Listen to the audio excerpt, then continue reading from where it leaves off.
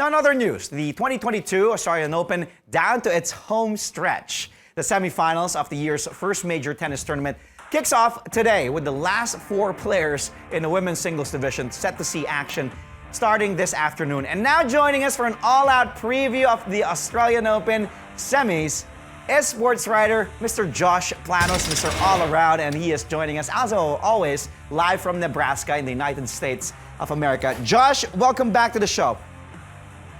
Thanks so much for having me, Andre. It's a pleasure to be here. Well, you are Mr. All-Around, so let's talk tennis, my friend. Again, women's singles semis of the Australian Open happens today. You can tell by the excitement of my voice. Let's face it, so far this tournament, Josh, is Ashley Barty's to lose, man.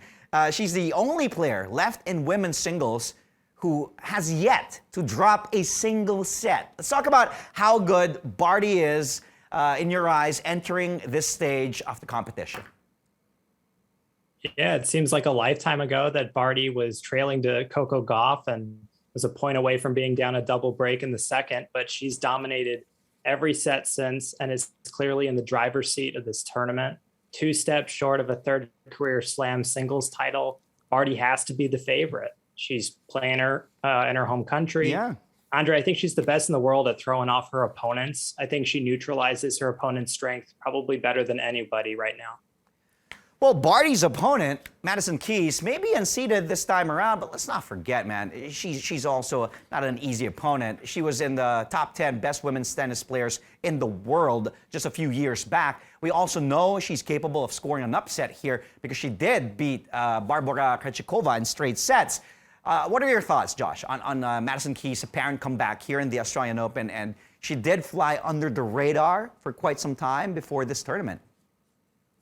Yeah, it's been a stunner for a lot of folks here in the U.S. Yeah. I think that she's been in top form. She's only dropped that one set all tournament. She cruised through the round of 16. She cruised through the quarterfinals.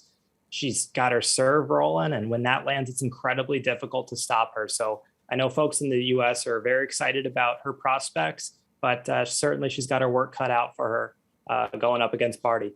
It's going to be a good one. Well, before today, Barty and Keys have faced each other only 3 times before, with Barty scoring 2 wins. But this means Keys knows how to unblock Barty and spoil her party in her home major.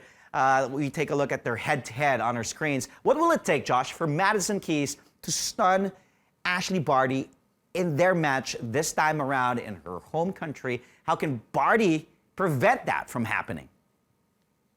Well, for Madison Keys, I think she has to overwhelm Barty with her pace, make her constantly move, put points away when she has the chance, because this isn't a match where she can afford to have unforced errors or mistakes at the service line. These opportunities are so limited against Barty because she is so talented at so many different things that I think Madison will have to be flawless to get through to the final. But she's been playing phenomenally well, so I wouldn't put it past her. Well, on to the second semis matchup. This is exciting as well. Iga Swiatek and Daniel Collins. Let's talk about Swiatek first. Only 20 years old, but already one of the top 10 players in the world. She's faced a seeded player only once so far in this tournament. How does she look to you entering this match against Collins? Well, she was on the ropes in the quarterfinals. She found a way to persevere, Andre. I think that's been her MO throughout this tournament. I thought she kept her emotions in check. She started serving better and really powered that energy into the semifinals. There were so many opportunities to fold within that match that I thought it was really commendable that she stayed the course. She stayed confident in her abilities. And like I said, she started serving much better and getting through. So I think that she's probably the favorite in the semis in her matchup, but certainly it looked a little shaky there for a bit. How about Collins? I mean, Collins, I love watching her play because every stroke is an opportunity for her to hit the ball as hard as she possibly can. I don't think there's a player on tour who goes for broke more than her or takes the most extreme shot at such a frequency. She's been incredible since July. She's gone 31-7 in singles over that stretch. So I think she's playing phenomenally well, but she's got her work cut out for her. Well, Swiatek and Collins faced each other only once before in the WTA Tour, with Swiatek winning the match only because Collins had to retire. This was during the Adelaide 500 last year. Your keys to winning for both players this time around? I like Swiatek to advance if she's able to control her serve. I think she's been repeatedly tested throughout this tournament, specifically in the previous round. But to her credit, she's answered the call every time. She did nearly double fault her way out of the quarterfinals. And I think those mistakes will unravel a competitor at any stage, but especially this one. But I do think that she has enough to get past Collins because I simply think that she's going to control the pace better. And she's certainly more battle tested up to this point. Well, Josh, don't go anywhere, my friend. You know the drill because we still got a lot to talk about. We'll go to the men's division when we come back. We need to take a quick break. Stay tuned to Sports Desk only here on CNN Philippines, where we go all out for the day's top sports stories. We'll be right back. We're back. Thank you for joining us here on Sports Desk only on CNN Philippines. Our guest today, of course, sports writer, analyst Josh Planos. And in case you're just joining us, Josh and I have been talking about not the NBA, but to discuss the ongoing Australian Open. But before we continue our conversation, let's go to Josh Planos' favorite segment of the show. Take a look at that priceless reaction. Time to find out the answer to our quiz. Question of the day. Again, the question was, Daniil Medvedev seeks to become the third male Russian tennis player to win 2 Grand Slam titles. Who are the first 2 to do it? Josh Planos, take it away. If you thought I was bad at the NBA version of this game, I don't even know where to begin on this question. You don't have any guesses, my friend? No guesses. At all? None. Not a single one. You know what? I was hoping you could because I'm having trouble pronouncing the correct answers where here it is. Yevgeny Kafelnikov and Marat Safin. Daniil Medvedev, of course, is the defending U.S. Open champion. Medvedev defeated Novak Djokovic for his first Grand Slam title. So again, the correct answer is Yevgeny Kafelnikov and Marat Safin. All right, Josh. Let's move on now to the men's side. Since we're at it, Medvedev was almost eliminated yesterday when he took on that young kid, Felix Auger-Aliassime. It was a 5-set battle with the Russian claiming back from 2 sets down and even saving 1 match point en route to the win. What happened here for Daniil Medvedev? Did he look different, like in your eyes, from his previous games in this tournament?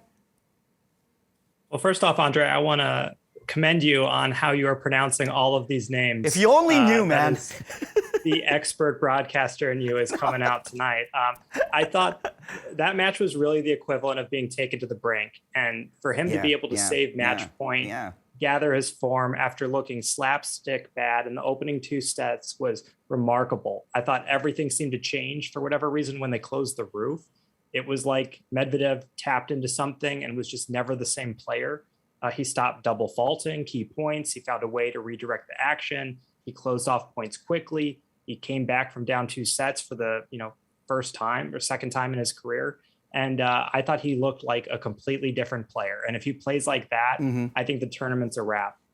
Oh, for sure. For sure.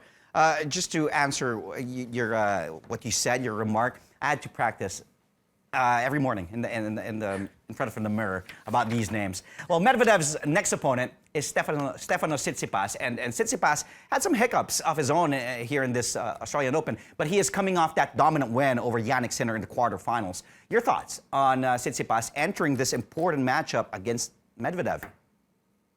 Yeah, I think this has the makings of an all-time match, Andre. I know we can bemoan the fact that Roger Federer and Novak Djokovic are not in the field, but this is really a collision course, and I think it's going to be a phenomenal match. Tsitsipas is certainly the more well-rested player. He just took apart Sinner in 3 sets. I think he looks back to his best form, and remember, his doctor said he wouldn't even be ready to play in this tournament when he got elbow surgery a few months ago. I think it's incredible that he's playing this well this quickly. And I think the day's rest will be significant for him. But, Medvedev does own this series at 6-2. He's beaten him at this very tournament, so it'll be a difficult match. Yep, you did mention head-to-head. Medvedev seems to have the advantage here. 6 of his 8 ATP Tour matches over Tsitsipas on your screens right now, as you can see for reference.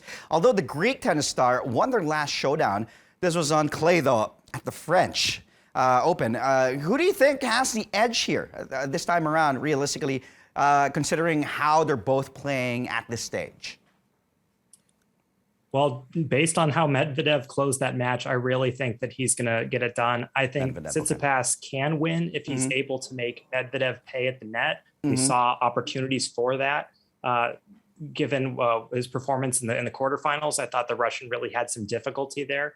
But, that really asks a lot of Tsitsipas to smash passing shots that I'm not sure Medvedev will allow him to pass. So I really think Medvedev advances, but I really think that this is going to be the makings of a great match. It is. It has the makings of a really epic match. I won't be surprised if it makes it 5 sets as well. The winner of the match, of that Tsitsipas-Medvedev match, will face the winner between Rafael Nadal and Matteo Berrettini. Well, Rafa chasing history here. He's only 2 wins away from his record 21st Grand Slam title. Although Rafa might not be 100% entering this match because he did complain of that stomach problems during the quarters.